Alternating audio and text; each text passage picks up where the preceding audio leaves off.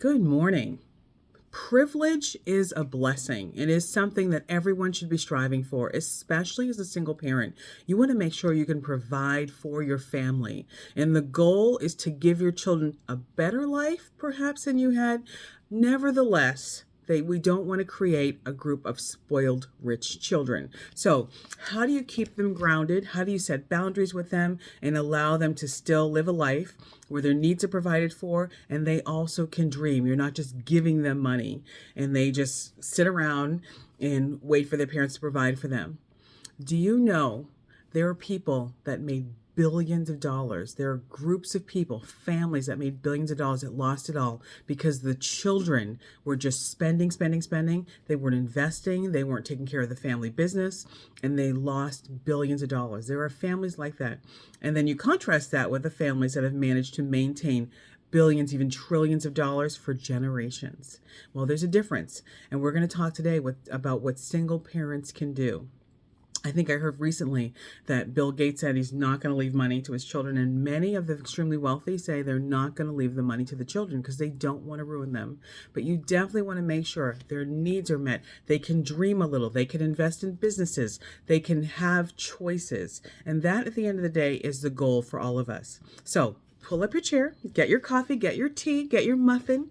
Sonia Gallion Comunica here, SoniaGallionComunica.com, and the author of 10 Things I Wish I Knew as a Single Parent, where we talk about all things single parents. And our goal is to essentially make the kids safe by educating their parents. And one way of making them safe is helping them to make great choices. So let's get started. How to prevent spoiled rich kids. 10 ways rich single parents can set boundaries. You're going to love the first one. Make them work.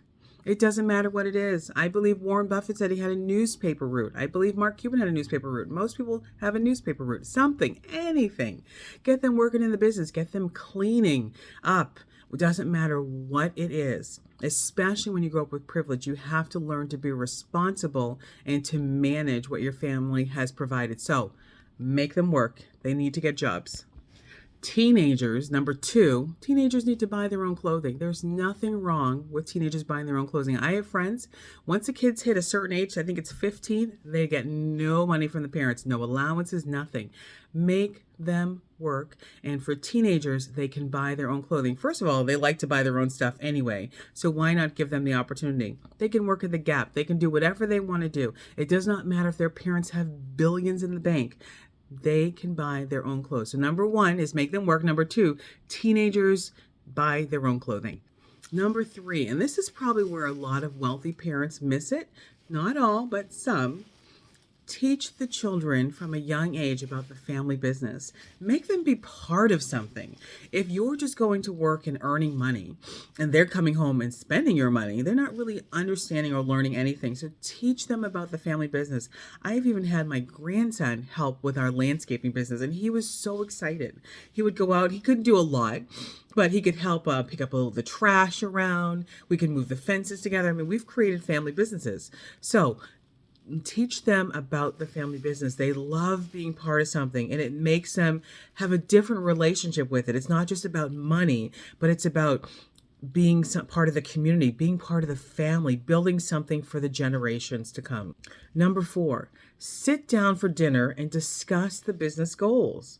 I know some people think, oh, well, they're only 3, they're 5, they're 10. What do they know? Well, they're not going to learn anything if you don't sit down with them. Many families do actually sit down and discuss the news, discuss what's happening in finance in the world. They go over the Wall Street Journal. You can do this with your family as well. Do not get so busy that you cannot sit down for dinner and discuss business goals. I will tell you, a famous actor, a very wealthy one, Mark Wahlberg, and many others do come home for dinner. So you can make time to sit down for dinner and discuss the business goals, especially if you're a family of privilege. Number 5. Sit down for dinner and discuss their dreams. Everything doesn't have to be about the business, but a lot of it should be. Probably 70 to 80% should be, so that they understand it, so that when they really need the information, it's in their brain, so it's almost through osmosis. So sit down, discuss their dreams, what they want to do, what their plans are. Make them important. They're not just there, these little people that are just extensions of you. They're individuals. So discuss their dreams as well, things they would like to accomplish. Maybe they have an idea that can take the business to the next level. You just don't know. So sit down for dinner and discuss their dreams. That's number 5. Number 6, the purpose of them attending college, and the purpose really of anybody attending college, is to develop a skill. But in this particular situation where you have a very privileged and wealthy family, the purpose of college is to develop skills and training useful for the business. Useful for the business. I emphasize that. There should be some skill you are developing that is going to help maintain this family business. Some of these businesses are generational. Grandparents have started it, then the parents are involved. So this is not something you want to just go away. And the fact that you have a business to be part of is pretty powerful. So colleges develop skills and training useful for the business. Number 7, restrict them from wasting money. Set a great example for them in this situation. I mean, if you're going out and you're going to the casino and stuff like that, I mean, obviously they're going to follow your footsteps. So try to set a great example, restrict them from wasting money. Every now and then, I guess we all want to do something fun. You want to go and buy something that maybe doesn't have a lasting value. But for the majority of the time, you want to restrict them from wasting money. I mean, maybe they want to go out and the car needs an oil change and now they want a brand new vehicle. Well, that's silly. So they can go get an oil change, get what needs done. And that's sort of a silly example, but that's just an example of someone who doesn't understand and value money. They just throw things away and they don't understand. This is an easy fix. You can maintain this, take care of it. So kind of restrict them from wasting money. And if you set a great example, they're pretty much going to follow what you do. Number 8, invite their friends over to the home. This is probably the biggest deterrent to a lot of bad behaviors, is knowing who their friends are.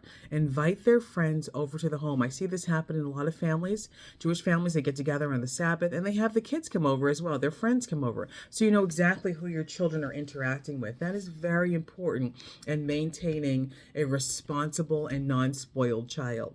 I know of one family where the child is used to working, but because all their friends around them don't work, they suddenly don't want to work. And you don't want your kids associating with people who also don't have goals and don't have a vision and they're just kind of living off their parents. You want them to have kind of the same path as their friends. And that would be a path of growth, learning, being responsible, and not being a spoiled rich kid, of course. Privilege is wonderful, but being spoiled is not. Number 9. Spend quality time with them individually.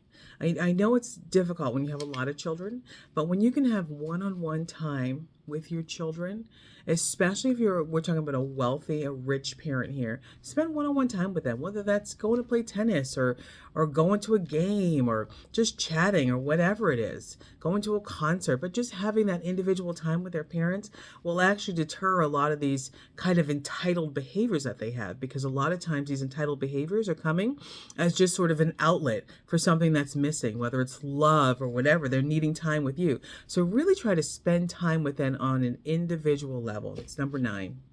And number 10, I know what it's like to be passionate about your work. And when you get really passionate about your work, it can be difficult to stop working and focus on the family. I get it.